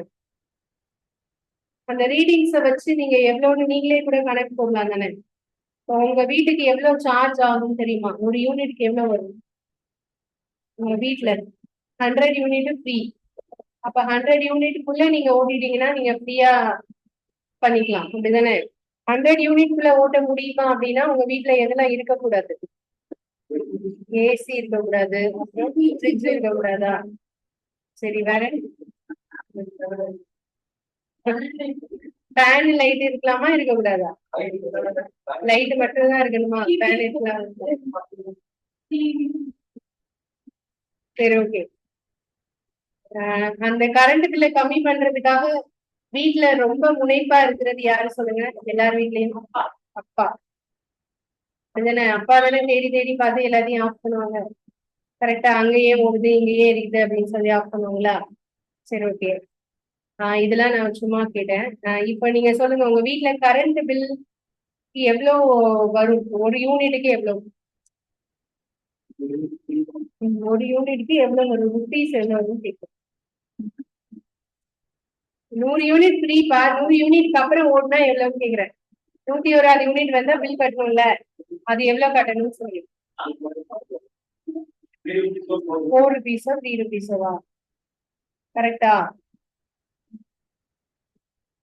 ஆன்லைன் கிளாஸ் ரிப்ளை பண்ணுங்க. ஒரு யூனிட்க்கு எவ்வளவு வரும்? 100 யூனிட் மேல போனா ஒரு யூனிட்க்கு எவ்வளவு வரும்?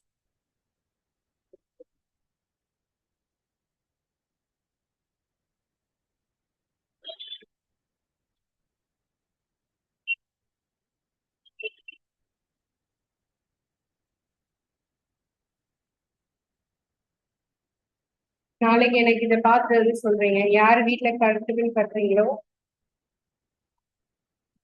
ஆமா, இதுல ஒரு சம் எழுதிக்கோங்க. an electric refrigerator rated 400 watts operates 8 hours per day. What is the cost of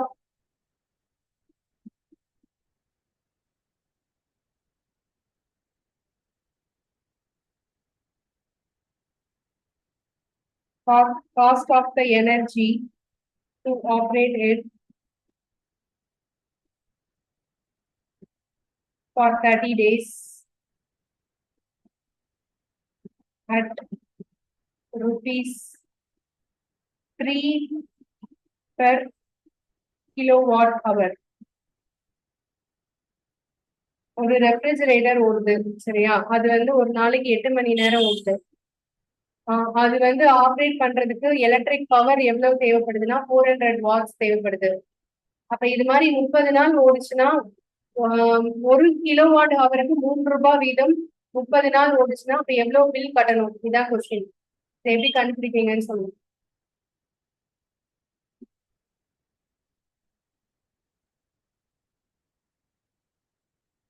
தமிழ்ல ஒரு குளிர்சாதன பெட்டி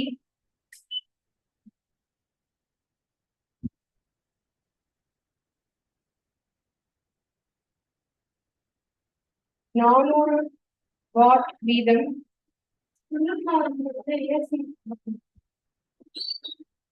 குளிரூட்டினா ஏசி, குளிர்சாதன பெட்டினா ஃப்ரிட்ஜ், சரியா? 400 வாட் வீதம் ஒரு நாளைக்கு 8 மணி நேரம் இயக்கப்படுகிறது.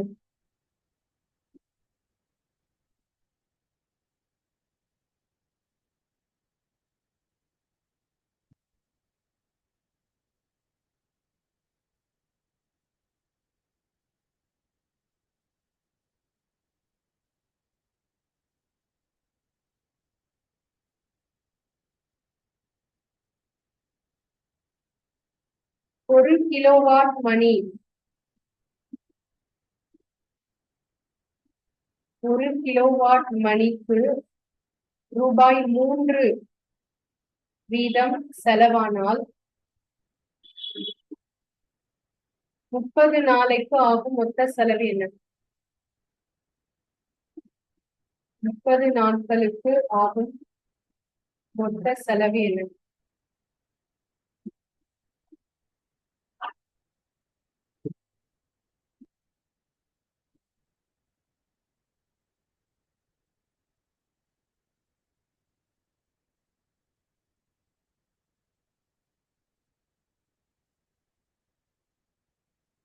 கண்டுபிடிச்சா யாரெல்லாம் கண்டுபிடிச்சிட்டீங்க சொல்லுங்க ஆன்சர்.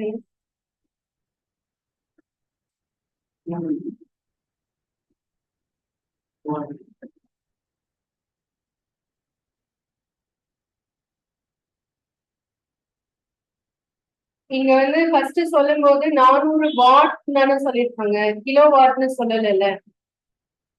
ஓகே, அப்ப அதை என்னதான் மாத்தணும் நீங்க? கிலோ வாட்டா மாத்தணும் இல்லையா?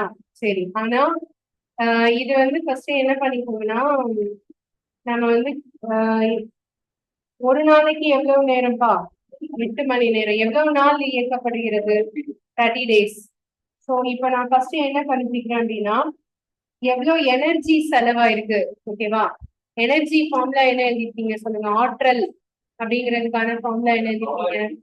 Power into time. கரெக்டா? பவருக்கு வந்து என்ன போடணும்? வாட். அந்த 400 வாட்ஸ் இருக்குல்ல, அது பவர்னா அதுதானே, வாட்ஸ் தானே. 400 இன்டூ டைம் வந்து 8 hours இன்டூ 8. அதே சமயத்துல இந்த டேஸையும் கவுண்ட் பண்ணிக்கணும் தானே. அப்ப இதை ஃபுல்லாத்தையும் மல்டிப்ளை பண்ணா இதான் பவர். சரி, இதான் எனர்ஜி. சரியா? மல்டிப்ளை பண்ணி எவ்வளவு வருது? 96,000 வருதா? இது வந்து வெறும் வாட்ஸ் தான். கரெக்டா? இதை கிலோ வாட்ஸா மாத்தணும். என்ன பண்ணணும்? 1000 டிவைட் பண்ணணும். அப்படி டிவைட் பண்ணும்போது 3 0 கட் ஆகும். அப்ப எத்தனை கிலோ வாட்? 96 கிலோ வாட் ஹவர்னு மாறிடுச்சு. ஓகேவா? இப்போ நமக்கு ரூபாய் எவ்வளவு கொடுத்திருக்காங்க? 1 கிலோ வாட் ஹவருக்கு எவ்வளவு கொடுத்திருக்காங்க? பெர் கிலோ வாட் ஹவருக்கு 3 ரூபாய். சரியா? 1 கிலோ வாட் மணிக்கு ரூபாய் 3. அப்ப இவ்வளவு கிலோ வாட் மணிக்குன்னா இத இன்டூ 3 பெருக்கணும். பெருக்கினா என்ன ஆன்சர் வரும்? 288. இவ்வளவு ரூபாய் தான். 288.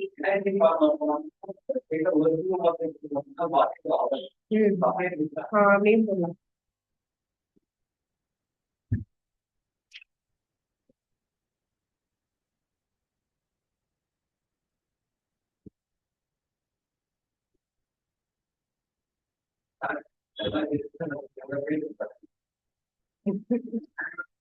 டென்த் படிச்சதுதான்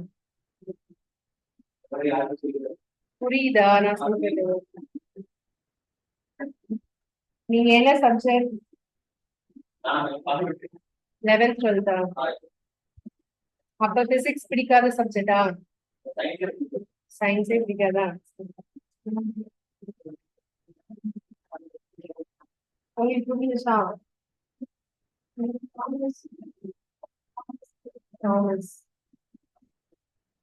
இது நல்லா இன்ட்ரெஸ்டா படிச்சீங்கன்னா நல்லா இருக்கும். நல்ல டைம் போறதே தெரியாது. அந்த மாதிரி போகுது. ஓகே, இதோட இந்த டாபிக் முடியுது. இது வரைக்கும் நம்ம பார்த்தது எல்லாருக்குமே புரிஞ்சுதா? இதுவரை நான் 3 சாப்டர் நடத்திருக்கேன். சரியா? பிசிக்ஸ்ல லைட்டு, அதுக்கப்புறம் வந்து என்னது, ஹியூமன் ஐ ஒரு டாபிக், அதுக்கப்புறம் என்னது, எலக்ட்ரிசிட்டி.